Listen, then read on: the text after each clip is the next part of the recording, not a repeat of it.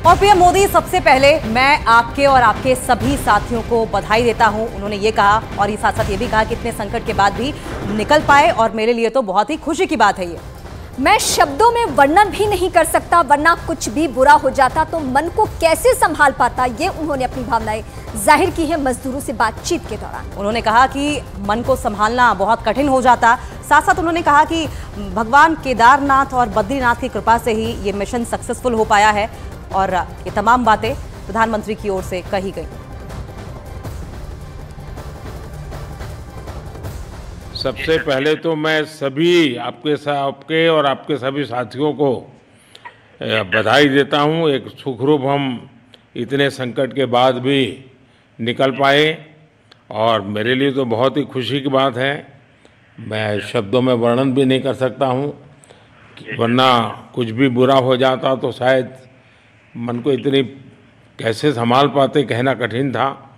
तो ये केदारनाथ बाबा की, बद्रीनाथ भगवान की कृपा रही कि हम सब कुशल आप लोग आए हैं और 16-17 दिन समय कम नहीं होता है।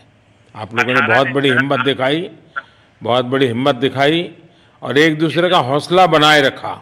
ये सबसे बड़ी बात है, क्योंकि ऐसे समय यानी रेलवे के डिब्बे में भी साथ साथ चलते हैं तो कभी न कभी तो तू मैं हो जाती है, लेकिन उसके बावजूद भी आपने सारा धैर्य रखा। मैं लगातार जानकारियां लेते रहता था, मुख्यमंत्री जी से भी लगातार संपर्क में रहता था, मेरे पीएमओ के भी अफसर वहां आकर के बैठे थे, तो जानकारियां रहती थी, लेकिन चिंता तो कम होती नहीं है। जानकारियों से तो समाधान तो होता नहीं है। लेकिन मैं सचमुच में आपके माध्यम से वहाँ जितने भी हमारे श्रमिक साथी निकल कर के आए हैं, सबको और उनके परिवार का पुण्य भी काम आया है, ताकि इस संकट की घड़ी से बाहर निकल करके आए हैं। आप कुछ करना चाहेंगे?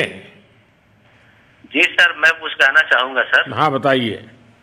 मैं कह रहा हूँ कि सर हम लोग आज का दिन लेके सर 18 दिन तक टनल में हम लोग सब फंसा था सर, लेकिन हम लोग को एक दिन भी कुछ ऐसा एहसास नहीं हुआ कि हम लोग को कुछ ऐसी कमजोरी हो रही है या कुछ ऐसा घबराहट हो रहा है। ऐसा कुछ नहीं हुआ, क्योंकि सर हम लोग 41 मेंबर्स थे सर, और सब अदर स्टेट थे सर, लेकिन ऐसी कोई बात नहीं। हम लोग सब भाई के जैसा रहते थे सर। किसी को भी कुछ हो तो हम लोग एक साथ रहते थे, कुछ भी प्रॉब्लम होने से कोई दिक्कत नहीं था।